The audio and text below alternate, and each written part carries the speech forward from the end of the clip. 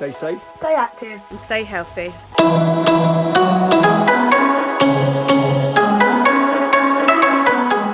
I'm Mrs. Barrett from PASS, Physical Activity and Sports Specialist, and we hope you're keeping active and healthy at home or at school. This PE lesson is aimed at children in years 1 and 2, so Key Stage 1 classes, and it is one of our athletics lessons. In this particular athletics lesson, we're going to be looking at throwing activities. We're going to explore different ways that we can throw. In particular, we're going to be looking at the chest push and looking to see how far we can throw. For this PE lesson, you will need a number of different types of equipment that you can throw safely. So if you have different size balls, that would be great. If you haven't got any balls, maybe you can use cuddly toys, soft toys, cushions, or maybe even scrunched up pieces of paper. In addition to throwing equipment, you will also need some marker cones that you're going to use for the warm-up and to mark the distances that you throw later on. We come outside for this PE lesson because you need a fairly clear space to throw the equipment as far as you can. So hopefully you've got a fairly clear space that you can use too. So if you want to pause this video here and get yourself ready for our warm-up. Welcome back year 1 and 2. Hopefully you're now ready for our throwing lesson. We're going to revisit a warm-up that we did in our striking and fielding activities last term, which is called Tidy Up. For this activity, I've split the garden in half by putting some marker cones across the middle. I'm going to stand one side and my daughter Xanthi, who's in year 3, is going to stand the opposite side facing me. On the floor, I put lots of different equipment that we're going to throw. The aim of the game is to collect the equipment as fast as you can and get rid of it as fast as you can. It's called Tidy Up because you're tidying up your side of the space. The further you can throw the equipment away from the person you're playing, the longer it's going to take them to collect it. So think about the type of throw that you use and where you want to throw the equipment. After a couple of minutes of playing, I will count down from 10 to 1 and we'll see who's got the least amount of equipment on their side of the marker cones, and they are deemed the winner. Okay, Xanthi, are you ready? I'm going to go and get in position. Okay, are we ready? We can throw underarm, overarm, however you like, and try and keep it in the marker cone area. Go.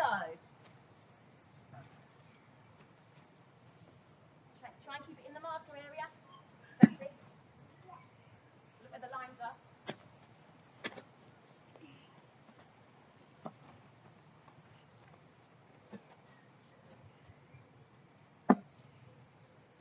Oh.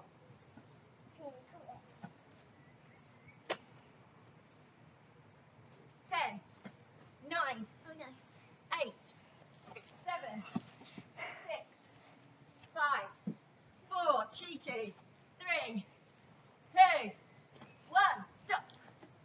Okay, so after a few minutes, you can stop.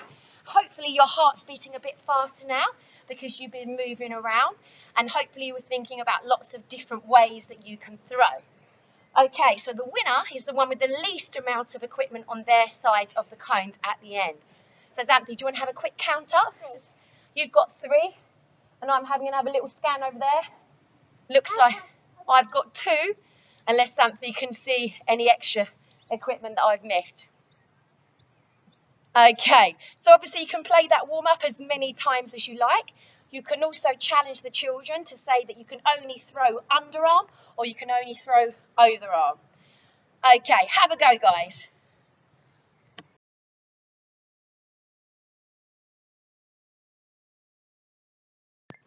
Welcome back, year 1 and 2. Hopefully your bodies are nice and warm now, and it's started to make you think about different ways that you might choose to throw your equipment. In the next activity, you're going to do some exploring using your brain and your body. I've set a marker cone where Xanthi is going to throw her equipment from, and then I've got a range of different equipment that she's going to explore throwing as far as she can. Sometimes she might choose to use one hand to throw the equipment, sometimes 2 hands. Sometimes she might throw under her body, underarm. Sometimes she might throw above her body, overarm. And she's going to think about the best ways to throw the equipment as far as she can.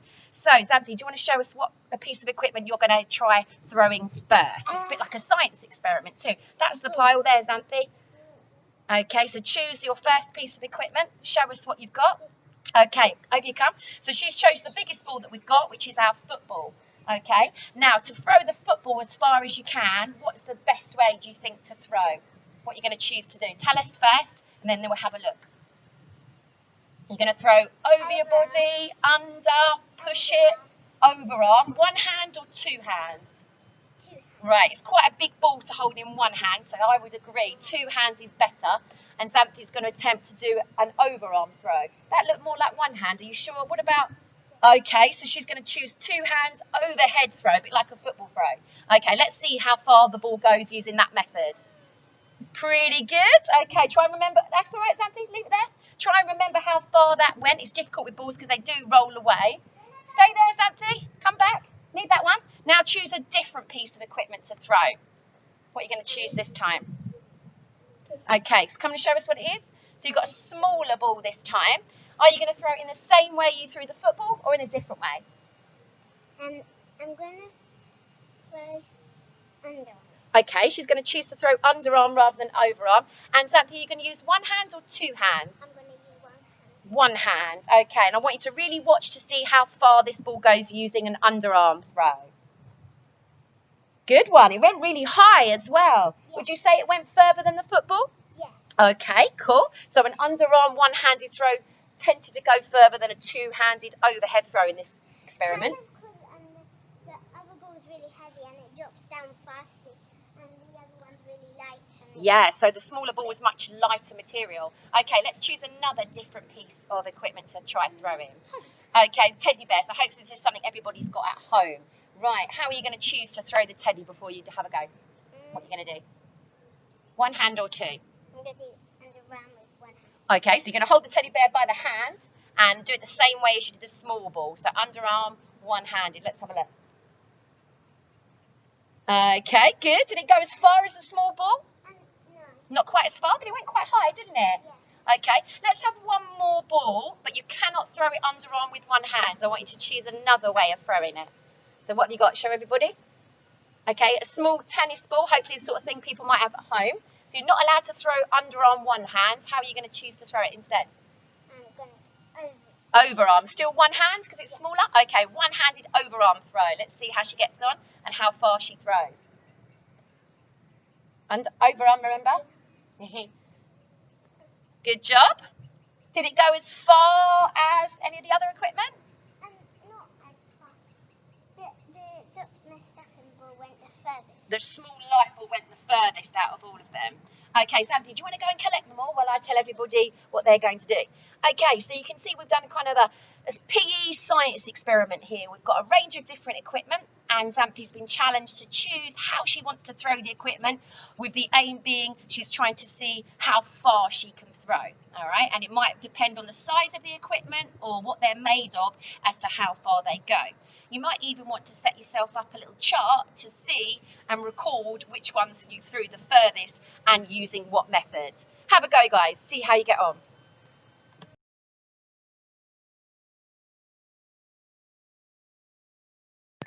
Welcome back, Year 1 and 2.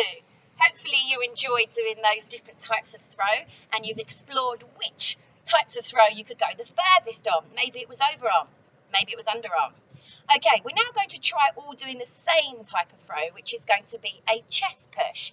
And we're all going to use the bigger ball now. So if you have got a larger ball that you can hold in two hands, that would be awesome. If you haven't, you could still do it with your cuddly toy with two hands or a cushion with two hands. But ideally, it needs to be a larger ball than, say, a tennis ball. And what we're going to do is we're going to have a go at pushing it from our chest to our partner's chest. So you may have done it in school and it'd be called a chest pass. So to start with, we're going to make sure our hands are in the right place to do a chest push, which is making a W or a W with our hands by joining our thumbs together. Our hands are then going to go behind the ball, and we're going to start with the ball at our chest. Okay? When we are ready, we're going to push the ball from our chest to our partner's chest by using straight arms and pushing away from our body. Okay? And you might also want to step towards your partner as you push. So hopefully it goes in the right place. So I don't suggest you start too far away because all we're working on doing is bent arms to straight arms, pushing from chest at the moment. We're not trying to get the ball going really far yet. So let's have a look. So Xanthi and I are going to have a go at doing a chest push to each other. So Xanthi, do you want to stand there? Wonderful. And I'll start here. So remember, I've got that W or butterfly behind the ball with my thumbs touching. Xanthi's in her ready position, ready to catch. So bend your knees, watch the ball, and I'm going to push it from my chest to her chest. Nice and flat. Good stuff. I like the way you're stepping forward, Xanthi, as well as you push. Good job. And hopefully you're getting it nice and accurate. It's going where you want it to go, your partner's chest. Good job. Should we have a go with the cuddly toy to show everybody at home that may not have a larger ball, that you can still do it with other equipment as well? So same thing again, pushing the teddy or the cat from your chest to your partner's chest. Good job. So you can still do it even with other equipment too. Oh, unlucky. One more push. Good job. Okay, so if you want to pause the video there and have a go at some chest pushes or chest passes with your partner.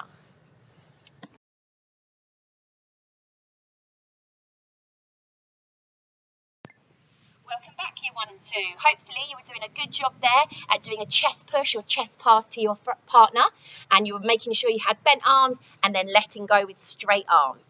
Now, if we want to push the ball as far as we can, I wouldn't suggest that we push it and let go with our hands straight, because I don't think the ball is going to stay in the air for very long and gain much distance. So Xanthi, where would you recommend people let go of the ball if they want their ball to stay in the air for a long time?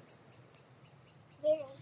So what would you describe that as? High, absolutely. Like that. Absolutely. So when we're letting go of the ball with our straight arms, we need to let go nice and high at this sort of angle, so the ball stays hopefully in the air for longer. If we aim at the floor, the ball's going to touch the floor very early, and we don't want that. If we aim straight, it might be quite flat, but not very high. So now we're going to let go of a little bit higher. So we're going to do the same activity, push into our partner from our chest, but this time we're going to aim high rather than straight towards their chest. Okay, so it doesn't matter this time if the ball bounces before you catch it. We're looking at the throw rather than the catch. Right, Xanthi, you ready? Do you want to stand opposite me again? Yeah. Okay, we're going to start with the cat, the sort of equipment people have at home. So from our chest, I'm going to have one foot in front of the other. Xanthi's ready to catch. And this time I'm going to push high. Good stuff. Yeah. And can you push it up nice and high? Good job. Good stuff. And now we'll try with the ball. A little bit harder to catch, but hopefully we can still push it well. Oh, that went really far. Good job. Nice. So letting go nice and high so the ball stays in the air for a long time. Good job. Okay, if you want to pause the video there and have a go at pushing from your chest and letting go nice and high.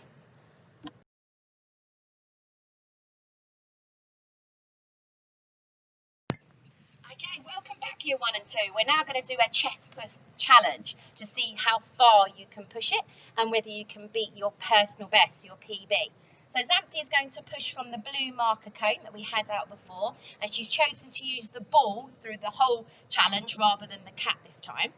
And she's going to try and push the ball as far away from the blue marker cone as she can, thinking about what she needs to do with her body to make that happen. Where are you going to let go, Xanthi?